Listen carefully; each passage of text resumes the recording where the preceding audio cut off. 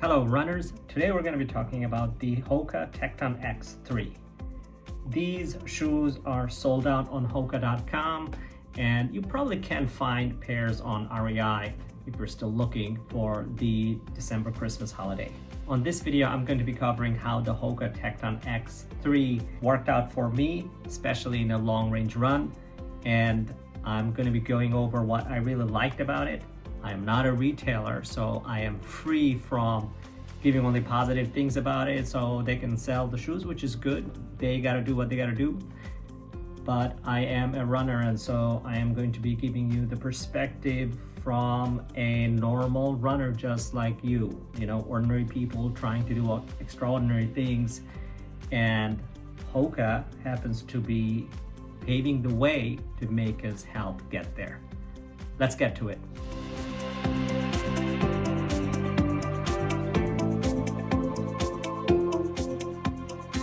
Let's talk about the soft, swift, and cloud feeling scale. What that means is that I should be able to put on the pair of running shoes, lace up, and go for a run without needing to break into the shoes.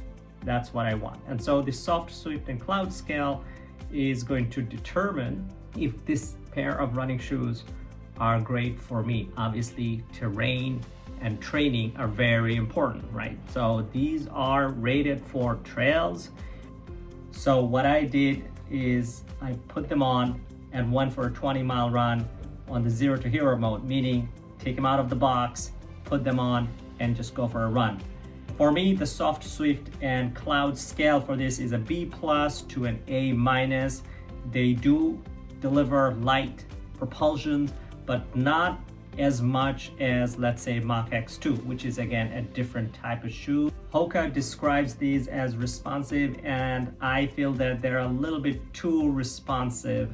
While the shoes kept me grounded, which is very important in a trail, I did not have enough support on the midfoot area, but I had plenty of support on the heel area.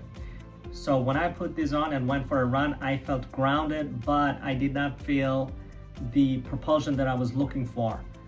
Particularly, I had the issue on the midfoot area, and so I ended up having to focus on cutting down my run short at about 20 miles.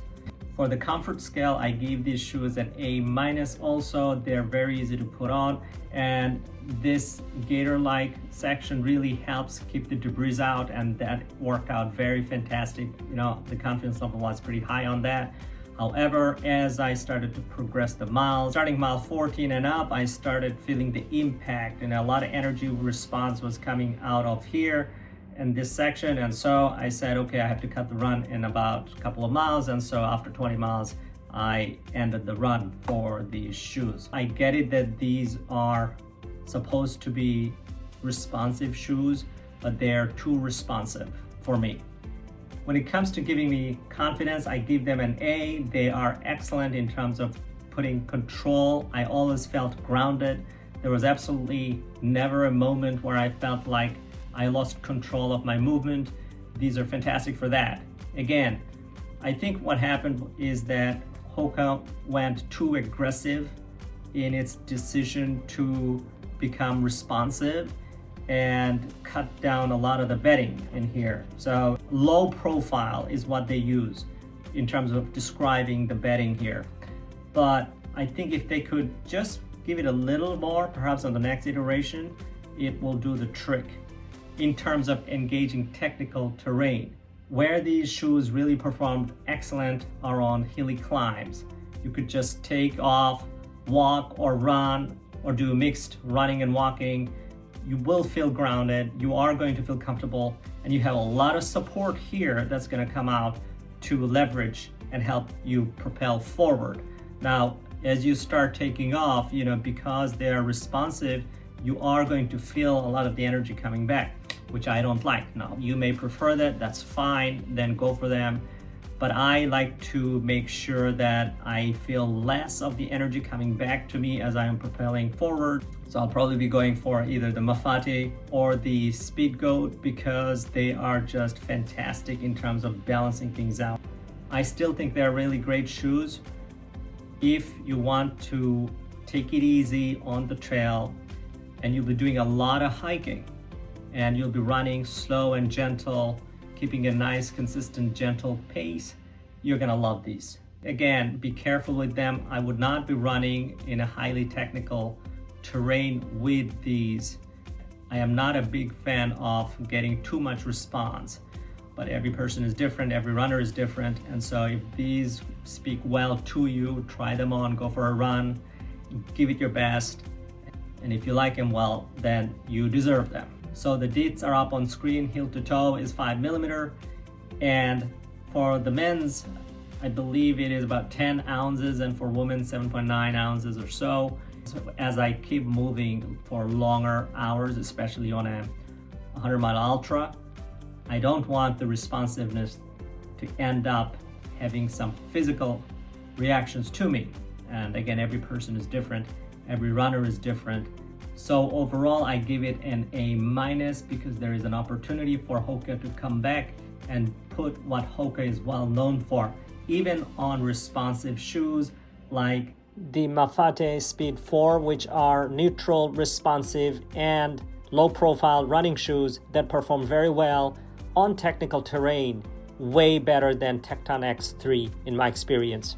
Again, as I said, around 20-mile marker, I had to call it and just say, let's just end the run, because I started developing hotspot. So I hope that on their next iteration, Hoka will address this, and rather than being aggressively too responsive, perhaps keep some of the Hoka tradition of providing the support around here.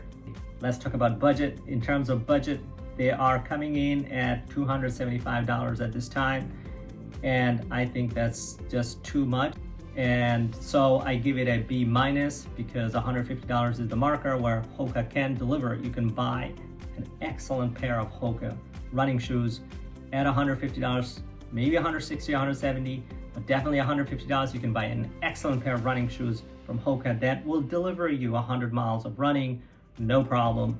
So they are fantastic. They're stylish, and they are something new that Hoka is trying out. But at $275, it's a little bit too much. It's inaccessible to most of the people. And Hoka, as I mentioned before on one of my other videos, Hokas have always been about giving ordinary people extraordinary opportunities. But at $275, people no longer have that kind of access. So probably if you can snatch a deal from retail stores, fantastic, go for it. Otherwise, wait for the price to drop. I think Hoka Tecton X3 are a great pair of running shoes for marathons and perhaps a 50-miler, but for me, it's pushing it. With my other Hokas, after 50 miles, I still have a lot of energy to continue forward. With these, after 20 miles, I had an issue. So again, you do you make the call. It's a huge amount of money you're gonna be investing on. Try them on. Either you're gonna love them or they're gonna turn out to be challenging for you. Again, the right pair of running shoes are the pair that you have access to right now. You don't have to wait and save up money and go for these before you start running. No, go with the pair of running shoes that you have right now, okay? And if you're new to running, run for 5 minutes, walk for 2 minutes, do the strategies that your running coach gives you. Get a running coach, get a lesson plan.